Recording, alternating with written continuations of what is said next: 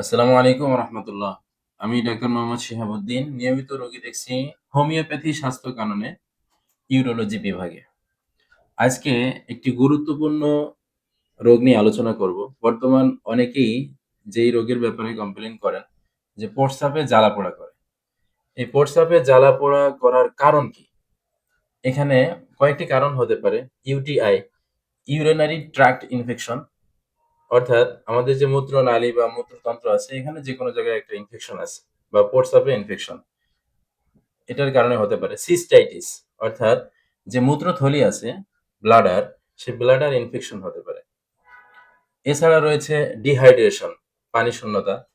এই রমজান মাসে অনেকেই পানি কম খাচ্ছেন, কম খাওয়ার কারণে ডিহাইড্রেশন দেখা দিতে পারে।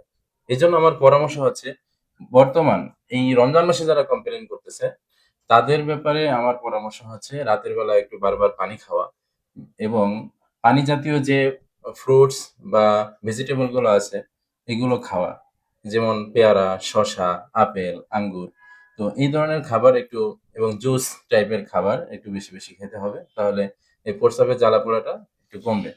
এছাড়া কিডনিতে স্টোন হতে পারে বা ইউরেটারে কোথাও স্টোন থাকতে পারে। এই কারণেও জ্বালা-পোড়া হতে পারে। কারো, কারো ক্ষেত্রে যৌনবাহিত সংক্রমণ থাকতে পারে। সেক্ষেত্রেও প্রস্রাবে জ্বালা-পোড়া হতে পারে।